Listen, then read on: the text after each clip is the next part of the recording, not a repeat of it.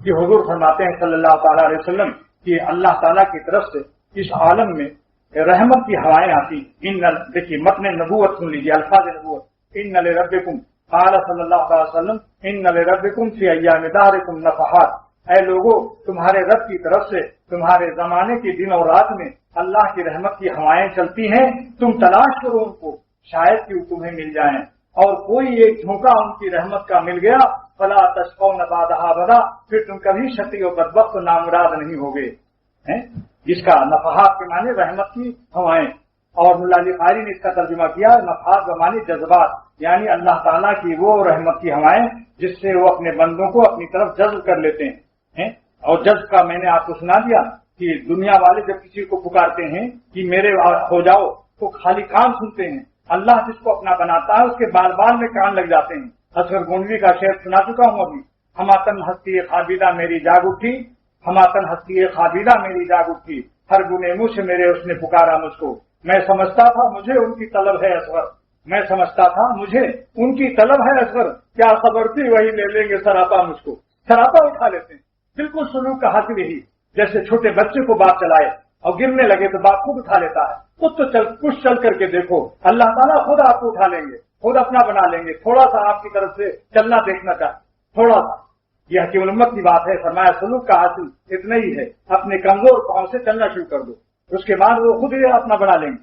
تو ملا علی قاری نے اس کا ترجمہ کیا جذبات، یعنی اللہ تعالیٰ اپنی ان رحمت کی ہوائیں بھیجتے ہیں جس سے وہ شان اجتبا اللہ یجتبی الیہ من یشاء، اللہ جن کو چاہتے ہیں اپنی طرف کھینچ لیتے ہیں. قرآن کے اندر جس صفت کا اللہ تعالیٰ نے بیان فرمایا کہ جس کے ذریعے سے وہ اپنے بندوں کو اپنی طرف کھینچ لیتے ہیں. اور حکیم الامت فرماتے ہیں بغیر جذب کے کوئی سالک ولی اللہ نہیں ہو سکتا، کیونکہ خدا کا راستہ غیر محدود ہے اور بندے کی طاقت محدود ہے. جب اللہ تعالیٰ اپنی غیر محدود طاقت سے کھینچتے ہیں تبھی بندہ ان کا پیارا اور محبوب بنتا ہے. لہذا یہ شان جذب کے یہاں رحمت کی ہواؤں سے مراد جذبات ہیں. جذبات مانے جذبتن کی جمع، یعنی کھینچنے والی رحمتیں جو بندوں کو کھینچ لیتی ہیں اللہ کی طرف. اس میں میگنٹ ہوتے ہیں، اس میں مقناطیسی لہریں ہوتی ہیں. عالم غیب سے ان ہواؤں میں مقناطیسی لہریں ہوتی ہیں، حق تعالیٰ کے انوار کی لہریں ہوتی ہیں. وہ اس کے قلب کو اپنا بنا لیتی ہیں. اور جس کے دل کو اخلصناہم بخالصۃ ذکر الدار وعظمہم کلمۃ التقوی وکانوا حق بہا واہلھا. اللہ فرماتے ہیں ہم جن کو چاہتے ہیں اپنی دوستی کے لیے منتخب کر لیتے ہیں، خالص کر لیتے ہیں ان کو آخرت کے لیے. اور کتب اللہ فی قلوبہم الایمان، ہم ان کے دل میں ایمان کو لکھ دیتے ہیں. جس کا کاتب اللہ ہو، جس کے ایمان کا، اس کے نقوش کو کون مٹا سکتا ہے؟ وہ تو بھائی جس کی تحریر، جس کے ایمان کی تحریر خدا سے منسوب ہو، کہ ہم فرماتے ہیں ہم لکھتے ہیں کتب اللہ فی قلوبہم الایمان. تو میرے دوستو یہ اب سنیے حکیم الامت فرماتے ہیں نفحات کے دو ترجمے آپ نے سنے، رحمت کی ہوائیں، دوسرے جذب کی ہوائیں جس سے اللہ بندوں کو کھینچ لیتے ہیں. تیسرا ترجمہ حکیم الامت کا ہے کہ تجلیات مقربات التشرف فی حدیث التصوف میں فرمایا مراد اس سے وہ تجلی ہے اللہ تعالیٰ کی جو بندوں کو اللہ سے قریب کر دیتی. 3 ترجمے ہو گئے. اب سوال یہ ہوتا ہے کہ سارے عالم میں یہ چیزیں آتی ہیں تو زمانہ تو بہت بڑا ہے، دن و رات تو بہت ہیں، کہاں ملتی ہے یہ تو زمانہ بتایا اللہ تعالیٰ نے ان نفی ایام دہرکم. اب ساری دنیا میں ہم کہاں تلاش کریں؟ امریکہ بھی ہے، روس بھی ہے، جاپان بھی ہے، عرب ہے، عجم ہے، کہاں تلاش کریں؟ لہذا ایک دوسری حدیث اس کے لیے تلاش کرنی پڑی کہ یہ زمانہ تو معلوم ہو گیا، اب وہ جگہ تلاش کرو جہاں یہ چیز ملتی ہے، کیونکہ اس میں ایک علامت یہ ہے فلا تشقون بعدها ابدا.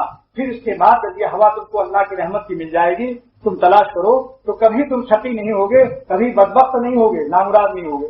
اب سوال یہ ہوتا ہے کہ پھر ایسی یہ جگہ بھی بتانی چاہیے جہاں ہم اس رحمت کو تلاش کریں، کیونکہ زمانہ تو بہت لمبا چوڑا ہے، دنیا شہر بھی بڑا ہے اور ایام بھی کتنے ہیں، انسان کے کہاں تک تلاش کرے.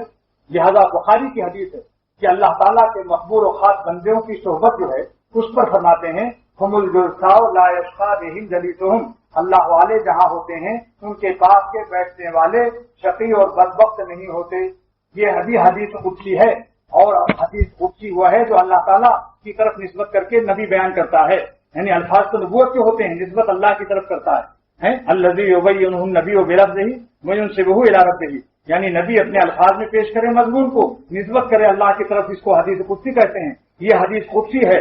تو اب دونوں حدیثوں کو ملاؤ، اس حدیث کو جو علامہ جلال الدین سیوطی نے لکھا اور اس حدیث کو جو امام بخاری لائے ہیں، کہ شقاوت وہ رحمت کی ہوائیں ملنے پر کبھی بندہ سخی نہیں ہوگا، بدبخت نہیں ہوگا۔ اب وہ ہوائیں کہاں ملتی ہیں؟ اللہ والوں کے پاس، جن کی صحبت پر اللہ فرما رہے ہیں اللہ پاک ہم الزلفاء لا یشقی بہم جلیسہم، یہ ساتھی اللہ والے ایسے ہیں کہ جن کے پاس بیٹھنے والے محروم بدبخت نہیں ہوتے۔ حالانکہ وہ مخلص بھی نہیں تھا، وہ ایسی تماشا دیکھنے بیٹھ گیا تھا ذاکرین کی صحبت میں۔ فرشتوں نے شکایت بھی کی تھی کہ اللہ تعالیٰ یہ مخلص نہیں، انما جاء لحاجت، کسی حاجت سے آیا تھا، آپ کے لیے نہیں آیا تھا، ایسے ہی آ گیا تھا۔ اللہ فرماتے ہیں چلو میرے مقبول بندوں کے پاس تو بیٹھا، ہمارے عاشقوں میں بھی تو بیٹھا، لہذا فرمایا لا یشقی جلیسہم، اے فرشتے میں اس کو محروم نہیں کر سکتا، لہذا اس کو بھی انہی کے ساتھ شامل کر دو۔